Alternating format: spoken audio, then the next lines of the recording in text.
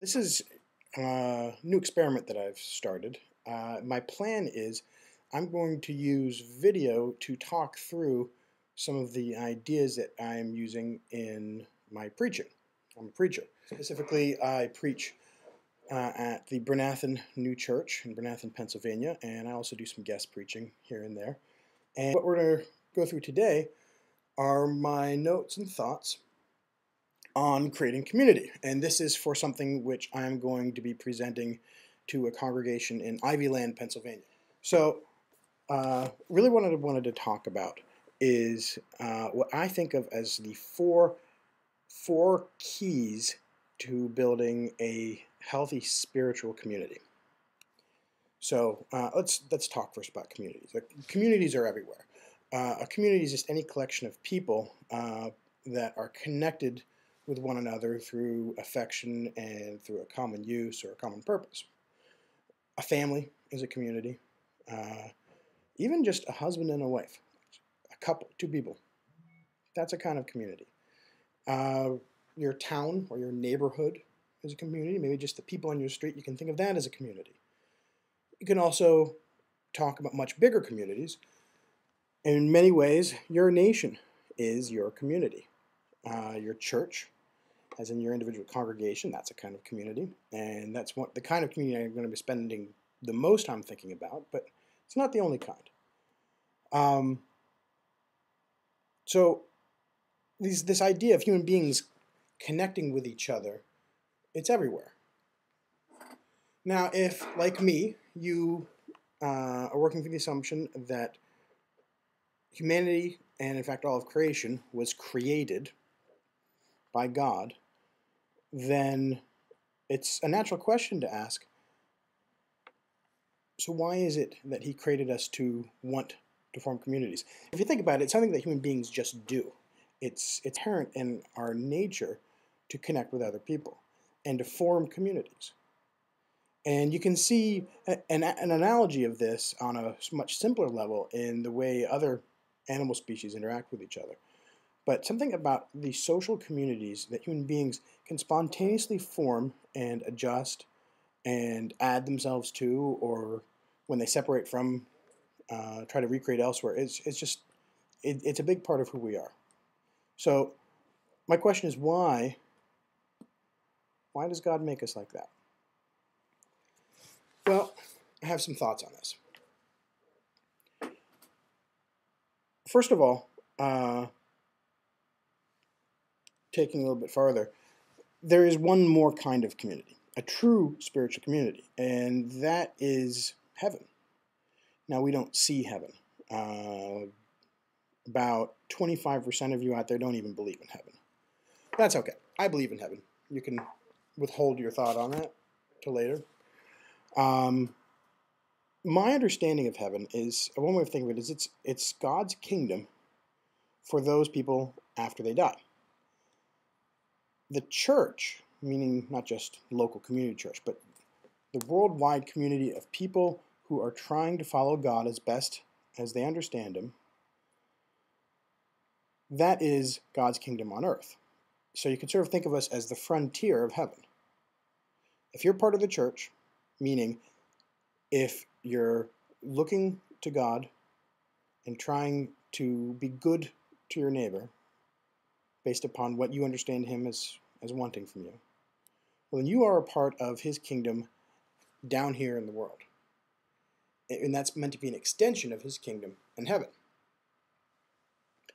And so part of what's going on when we form communities is we're actually imitating the big community of heaven. And if you read Emanuel Swedenborg, who claims to have actually had his spiritual eyes opened so that he could see heaven, so that he could talk with angels. If you accept his claim, now that's a pretty far out there claim. I understand that. But he's not alone in making far out claims. So I just want you to listen to this and consider this on the merit of the idea itself. Okay? His understanding of the way heaven works is that it itself is formed into smaller and larger communities. Some very, very small, some very large. and that these communities are organized according to love. In other words, when you die, you don't get rewarded by being sent to a cloudy place or punished by being sent to a fiery place. That's not the Swedenborgian idea of heaven and hell. No, when you die, you end up going to live in a community of people who care about the same things that you care about. In other words, if you are all about helping little children, if that's really sort of your passion, is helping small children learn, for instance, or protecting them, or whatever it is, when you die, you're going to find yourself surrounded by other people who care about that same thing. If you have a passion for finding ways of making other people's lives easier, when you die, everyone around you is going to have that same passion. That's heaven. Now, hell is pretty much the same thing. If throughout your life you've decided that what really matters to you is stuff, and you're all about, getting nice jewelry or nice clothes, big television, if you've decided that's going to be my main thing, I think that's the meaning of life. Well, when you die, you're not punished for it. You just get to live with other people who care about that more than they care about you. If you decide, look out for number one,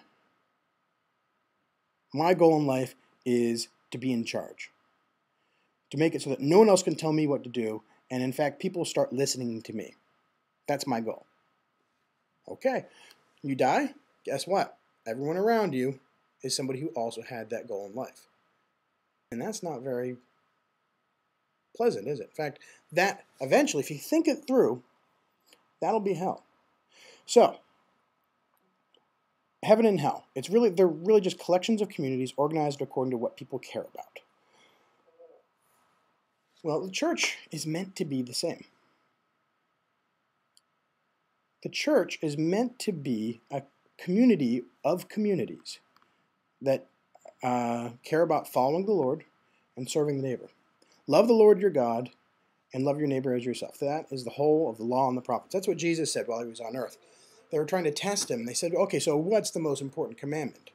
And rather than going to any of the 10 commandments or any of the particular laws about washing your hands or eating certain kinds of foods, he quoted Deuteronomy. And he said, love God and love your neighbor.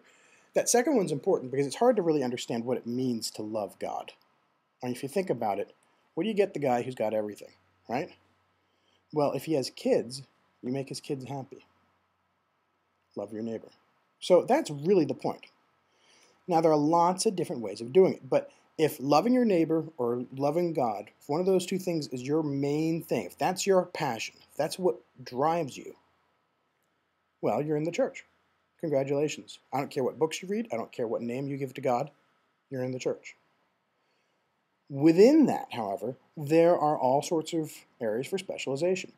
Like, for myself, my calling is to try to search what I understand to be God's Word and to spend time with other people and try to find ways of showing people where truth can be found. Not necessarily telling people the truth. Often I do share my understanding of the truth. My real goal is to act more as a spiritual Sherpa. I'm not really trying to tell you how it is. I'm trying to show you how I see it, and if you're interested, to show you where I see it, so that you can consider these things yourself. You can look, you can read on your own, you can explore, and you can find your own path. That's really what I want. Just think about it. Now, that's not really what I was going to preach in Ivyland. I got way off track, and I think I've laid enough on you for now. So I'm just curious, what do you all think about this idea of heaven and hell being spiritual communities? And I know up front I'm going to get some criticism because what I'm preaching here is not Orthodox Christian theology. Not even close. I think it's maybe Christianity 2.0.